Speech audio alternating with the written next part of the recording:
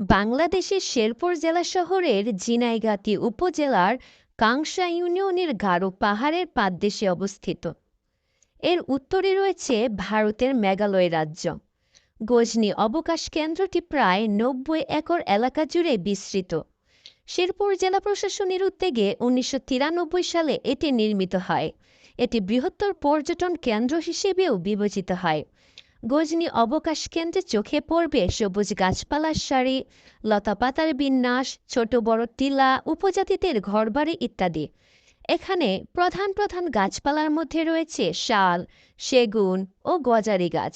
কৃত্রিম স্থাপনাগুলোর মধ্যে রয়েছে বিশালাকার ডায়নোসরের প্রতিকৃতি, ড্রাগন, জিরাফ ও মৎস্যকন্যার প্রতিকৃতি। আছে আলোক ঝর্ণাধারা, পাতালপুরী, পদ্মশিরি, শিশুদের জন্য চুকলুপি পার্ক, স্মৃতিসৌধ, ছোট আকারের চিড়িয়াখানা, একুরিয়াম ইত্যাদি। এখানকার চিড়িয়াখানায় রয়েছে মেছো বাঘ, অজগর সাপ, হরিণ, ভাল্লুকসহ প্রায় ৪০ প্রজাতির প্রাণী।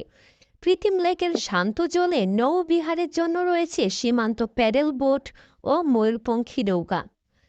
অবকাশে বিভিন্ন ধরনের প্রাণীর প্রতিকৃতি ও গারোদের বাসস্থানের ধারণায় নির্মিত হয়েছে অমৃতলোক। অমৃতলোকের কাছে গারো মা প্রতিকৃতি, উট পাখির ভাস্কর্য, ক্যাঙ্গারু ভাস্কর্য, পাখি বেঞ্চ, শিশু গার্ডেন, লাল পাহাড়, কুঁড়েঘর, ফুলের বাগান, কফি হাউস ইত্যাদি। গজনি অবকাশে আছে ৬৪ ফুট উঁচু সাইট ভিউ টাওয়ার, ঝুলন্ত ব্রিজ, কেবল কার ও জিপলাইনিং রাইড। কেবল কারটিতে উঠে কৃত্রিম জলপ্রপাতের উপর দিয়ে এক পাহাড় থেকে অন্য পাহাড়ে যাবার ব্যবস্থাও রয়েছে। এক পাহাড় থেকে অন্য পাহাড়ে পায়ে হেঁটে পার হওয়ার জন্য নির্মাণ করা হয়েছে ঝুলন্ত ব্রিজ।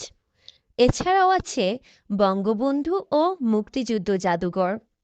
জাদুঘরে বাংলাদেশের মুক্তিযুদ্ধ এবং বঙ্গবন্ধুর অনেক স্মৃতিবিজড়িত ইতিহাসও রয়েছে।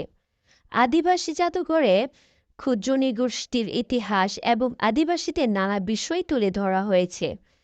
তাই অবসর সময়ে চলে আসুন শেরপুর জেলার এই গজনি অবকাশ কেন্দ্রে।